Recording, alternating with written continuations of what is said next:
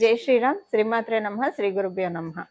2024 సంవత్సరం ఆగస్టు 27వ తారీఖు నుంచి 2024 సంవత్సరం సెప్టెంబర్ 4వ తారీఖు వరకు కూడా ఒక విశేషాంశం మనకి గోచారంలో చోటు చేసుకుంటుంది. ఈ విశేషాంశం ఏంటంటే ఖగోళంలో మనకి గ్రహమాలిక యోగం చోటు చేసుకుంటూ ఉంది. ఈ గ్రహమాలిక యోగం చాలా విశేషమైన యోగము. అసలు ఈ గ్రహమాలిక యోగం ఎలా ఏర్పడుతుందో నేను మొదట మీకు ఎక్స్ప్లెయిన్ చేస్తాను. వృషభ రాశిలో గురుదేవుని సంచారము, మిథున రాశిలో మంగళుని సంచారము, కర్కాటక రాశిలో వక్రించిన బుధుని సంచారము, సింహరాశిలో రవి సూర్యనారాయణ మూర్తి సంచారము, కన్యా రాశిలో శుక్రుడు మరియు కేతువు వీళ్ళిద్దరి సంచారం జరుగుతుంది. అంటే ఇప్పుడు వృషభ రాశి మొదలుకొని కన్యా రాశి వరకు కూడా మనకి గ్రహమాలిక యోగము జరుగుతుంది. ఈ గ్రహమాలిక యోగం మనకి పరాశర సంహితలో 300 పైచిలుకు యోగాలు ఉన్నాయి. ఈ యోగాలు ఏంటంటే మంచిది. అంటే యోగాలు చాలా మందికి ఉంటాయి, ఉండవు. యోగాలు ఎలా ఉంటాయి, అవయోగాలు కూడా ఉంటాయి. అయితే ఈ యోగాలు ఉన్నప్పుడు కొంతమందికి అన్ని యోగాలు అయితే ఎవరి జాతకాల్లో ఉండవు అనుకోండి. మనకి పరమాత్ముడు జన్మ తీసుకున్నప్పుడు మర్యాద పురుషోత్తముడైన శ్రీరామచంద్రమూర్తి, శ్రీకృష్ణ పరమాత్ముడు ఇలా వాళ్ళు జన్మ తీసుకొని దేశాన్ని మన జనాన్ని ఉద్ధరించడానికి వచ్చినప్పుడు వాళ్ళకి ఉంటాయి. కానివ్వండి, సాధారణంగా అందరి జాతకాల్లో ఇన్ని యోగాలు ఉండవు. అందులో ఈ గ్రహమాలిక యోగం చాలా విశేషమైన యోగం. అసలు ఈ గ్రహమాలిక యోగం అంటే ఏంటో నేను మీకు మొదటగా ఎక్స్ప్లెయిన్ చేస్తాను. ఇప్పుడు పూలు తెస్తాము, మనం దేవుడికి ఆ పూలు ఇప్పుడు మల్లెపూలు సంపంగులు కావచ్చు, లేదంటే ఈ సనజాజి పూలు, విరజాజి పూలు ఇలాంటివి దండ కట్టే మాల కట్టే పూలు కొన్ని తెచ్చాం, కనకాంబరాలు ఇలాంటివి తెచ్చినప్పుడు మామూలుగా అలాగా ఉంటే విడివిడిగా పెట్టుకోలేం కదా. మనం తల్లైనా పెట్టుకోలేం, భగవంతుడికి కూడా పెట్టలేం. భగవంతుడికి పెట్టిన మాల కట్టి పెడితే అందం వేరుగా ఉంటుంది. ఈ గ్రహమాలిక యోగం అంటే ఎలా ఉంటుందంటేనండి, అంతే పనులు. అంటే ఇప్పుడు సపోజ్ ఎవరికైనా గ్రహమాలిక యోగం జన్మజాతకంలో ఉంటే వాళ్ళ జన్మజాతకంలో మిగతా యోగాలు కూడా ఉంటాయి కదా.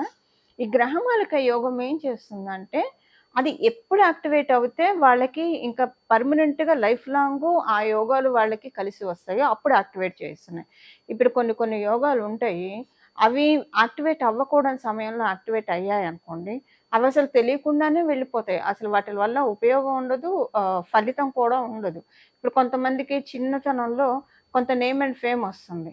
అప్పుడు వాళ్ళకి అంత పెద్ద తెలియని కూడా తెలియదు. అదే నేమ్ అండ్ ఫేమ్ వచ్చిందని వాళ్ళకి ఎంజాయ్ చేసే ఇది కూడా ఉండదు. ఏదో కొంత తెలుస్తుంది.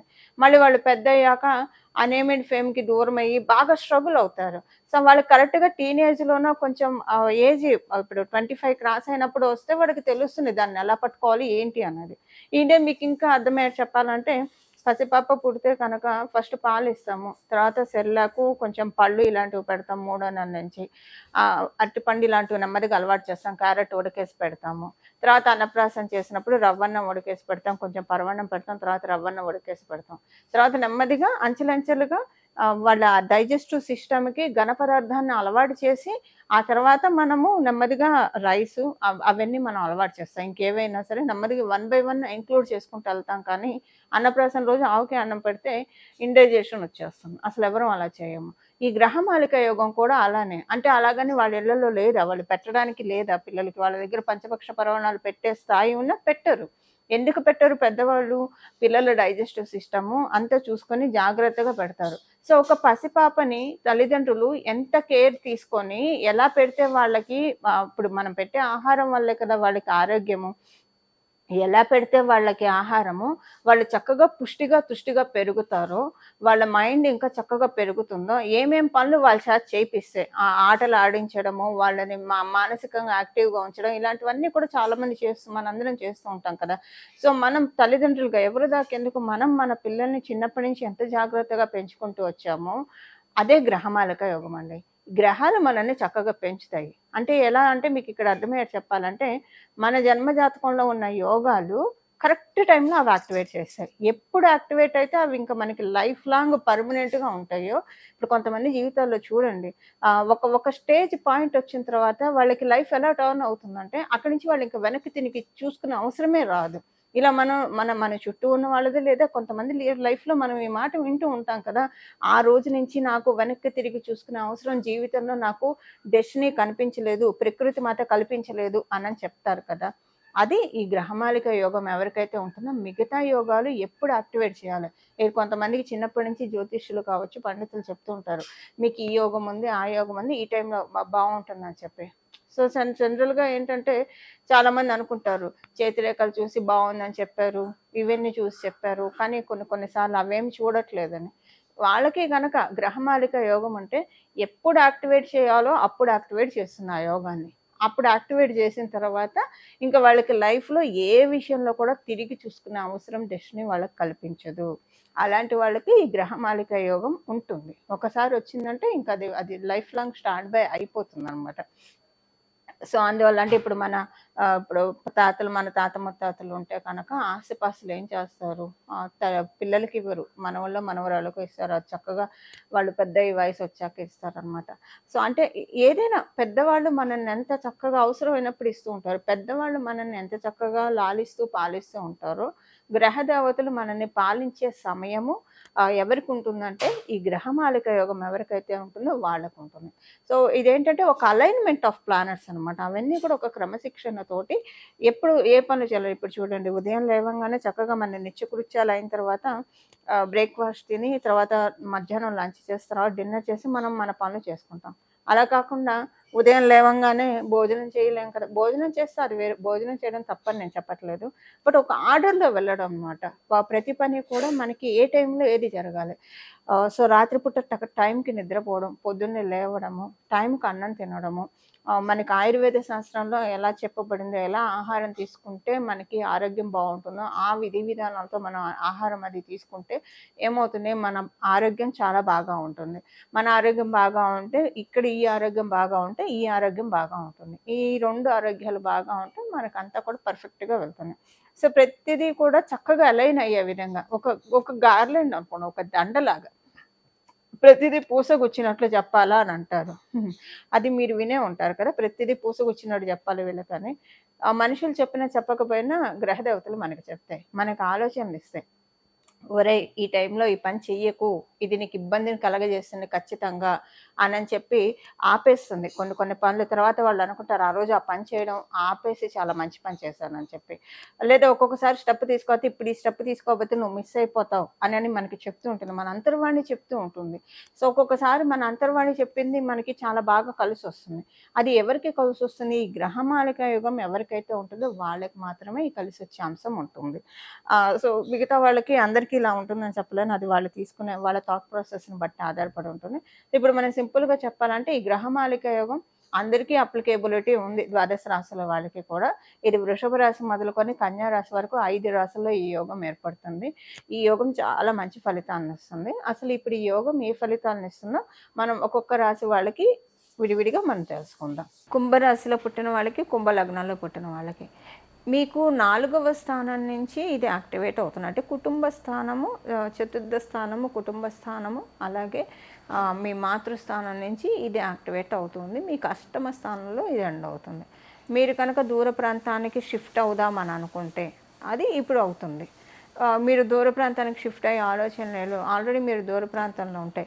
దూర ప్రాంతంలో కావచ్చు, మీరున్న ప్రదేశంలో కావచ్చు, ఏదైనా మీకంటూ మీరు ఒక గూడు ఏర్పరచుకోవాలని అనుకుంటే ఇప్పుడు డెస్టినీ దాన్ని మీకు గ్రహమాలిక యోగం రూపంలో కరుణిస్తూ ఉంది.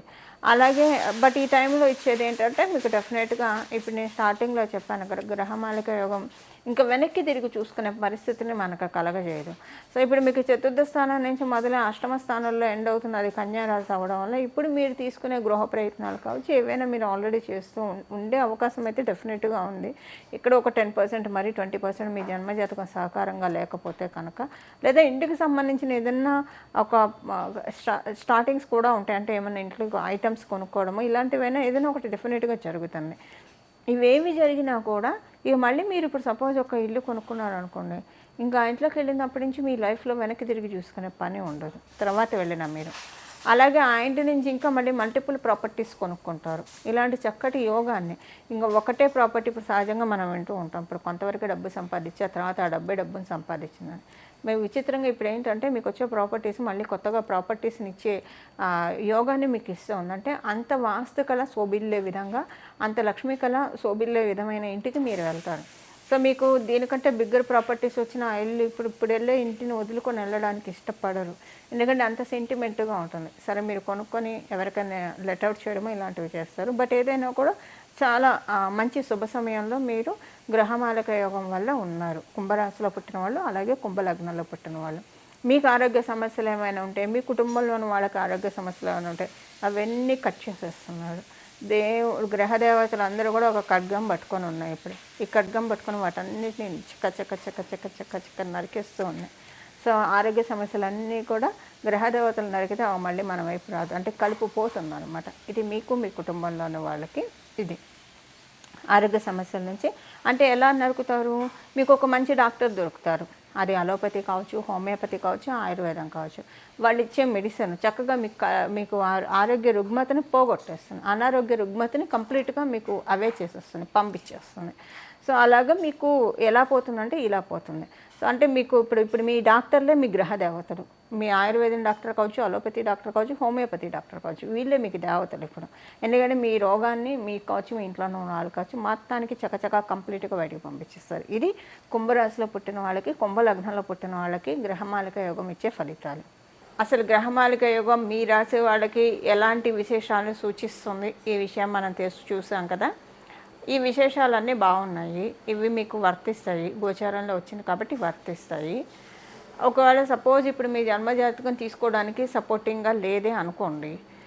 తీసుకోవడానికి సపోర్టింగ్గా లేదు అంటే ఏంటంటే, ఇప్పుడు ఒక అల్సర్ పేషెంట్కి మనం ఏదైనా హాట్ ఇస్తే తింటే కడుపులో మంటలు వచ్చేస్తాయి. లేదా ఒక షుగర్ పేషెంట్కి స్వీట్ బాక్స్ ఇస్తే ఇన్సులిన్ స్టేజ్లో ఉన్నప్పుడు అది తీసుకుంటే దానికి వాళ్ళు మళ్ళీ రకరకాలు చేసుకొని తినాల్సి వస్తారు, అసలు తినకుండా ఉంటారు. అది ఒక ఇది ఉంటే మన జన్మజాతకంలో కనుక బాలేని పాయింట్స్ ప్రస్తుతం జరుగుతూ ఉంటే, ఈ గోచారంలో ఎన్ని యోగాలు వచ్చినా వాళ్ళకేం ఉపయోగం ఉండదు. అవన్నీ కూడా నిరుపయోగం అయిపోతాయి. ఆ గోచారంలో వచ్చిన యోగాలు ఏవి కూడా వాళ్ళు తీసుకోలేరు. సో దీనికి నేను మీకు ఒక చిన్న ఎగ్జాంపుల్ చెప్తానండి. ఇది నా లైఫ్లో అంటే నేను చూసిన విషయం. మాకు తెలిసిన వాళ్ళకి ఎక్కడో బాగా దూరంగా ఉన్న వాళ్ళకి తెలిసిన సంఘటన. నేనే అని అనుకున్నాను. ఒకళ్ళు ఉన్నారు తెలిసిన వాళ్ళు. వాళ్ళకేంటంటే ఆవిడకి చిన్నప్పటి నుంచి సవితి తల్లి పెంచారు, కన్ను తల్లిలాగా పెంచారు. ఒక మేనత్ ఉండేది ఆవిడకి. ఆవిడకి చాలా ఆస్తిపాస్తులు ఉన్నాయి, మామూలు ఆస్తిపాస్తులు, చాలా ఆస్తిపాస్తులు ఉన్నాయి. అయితే కానీ రాప కొంచెం తక్కువే. సో ఈవిడలాగే ఇప్పుడు ఈవిడ కజిన్స్ ఉంటారు కదా, వాళ్ళకు కూడా మేనత్త. అయితే ఇప్పుడు ఎవరికైనా ఎక్స్పైరీ డేట్ ఉంటుంది కదా, ఒక వస్తువుకి ఎక్స్పైరీ డేట్ ఉన్నట్టు ఈ బాడీకి కూడా డెఫినెట్గా ఎక్స్పైరీ డేట్ ఉంటుంది కదా. ఆవిడకి ఏంటంటే 98 ఇయర్స్ వచ్చేప్పటికి చక్కగా సుమంగడిగా సువాసన స్త్రీగా ఆవిడ తనువు చాలించారు. ఆవిడ ముందే చెప్పారట వాళ్ళ కజిన్స్కి. అంటే ఇప్పుడు ఆవిడ కజిన్కి ఎంత ర్యాపో ఉంది, ఈవిడికి అంతే హక్కు ఉంది, అంతే ర్యాపో ఉంది. కానీ ఈవిడ ర్యాపో ఎక్కువ మెయింటైన్ చేయలేదు, అది వేరే సంగతి.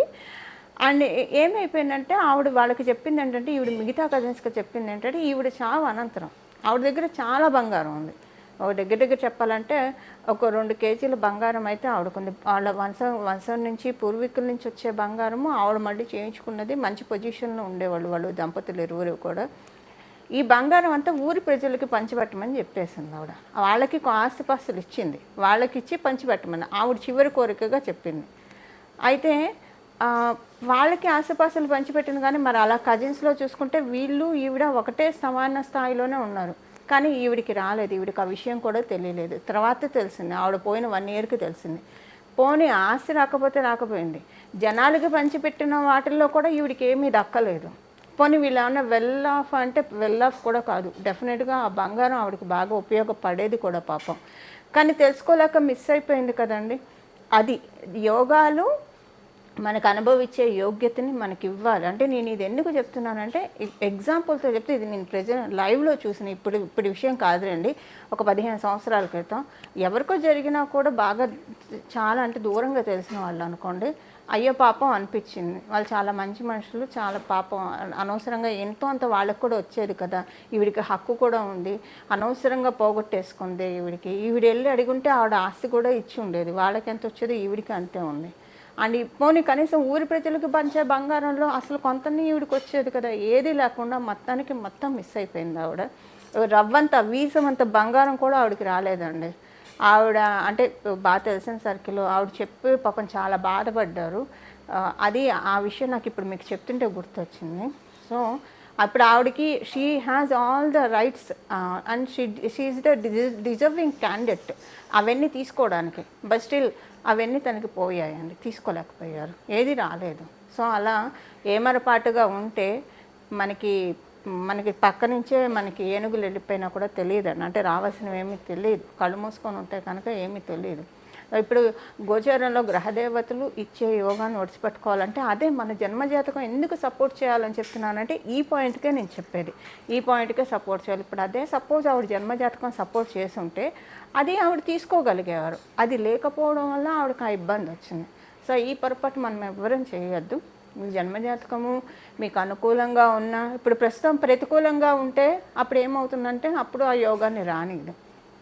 సో ప్రతికూలతలను తొలగించుకోవడానికి మరియు ఆ యోగాన్ని అందుకోవడానికి ప్రతికూలతలు తొలగాలి. కాబట్టి ఏం పరిహారమో చేద్దామో చూద్దాం, ఏం పరిహారం చేయాలో చూద్దాం.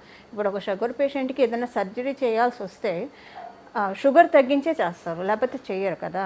సో అలాగా ఆ బాగాలేదు అన్న ప్రతికూలతని ఎలా తగ్గించుకోవాలో పరిహారం చూద్దాం. ఒకవేళ బాగుంది అనుకోండి, చేసుకున్నారు అనుకోండి, ఇంకా ఎక్కువ ఫలితం వస్తుంది కదా. మంచి ఫలితాలు వస్తాయంటే మనం ఎవరన్నా కాదంటామా చెప్పండి. మనందరికీ కూడా చక్కగా శుభపరంపరనే కావాలి, భగవద్ ఆశీస్సులే కావాలి. ఇప్పుడు గ్రహదేవతలు చక్కగా ముచ్చటగా అలైన్ అయ్యి మనకి వరాలను అందించడానికి రెడీగా ఉన్నాయి. సో మనం కూడా ఇప్పుడు దానికి మనం రెసిప్రికేట్ చేద్దాము. దానికి మనం ఏం చేయాలంటే ఒక చిన్న పరిహారం చేద్దాం. ఆ పరిహారం ఏంటంటే వృషభ రాశి మొదలుకొని కన్యా రాశిలో ఇది గ్రహమాలిక యోగం చోటు చేసుకుంటూ ఉంది. కాబట్టి ఇప్పుడు మనం చాతుర్మాసంలో కూడా ఉన్నాము.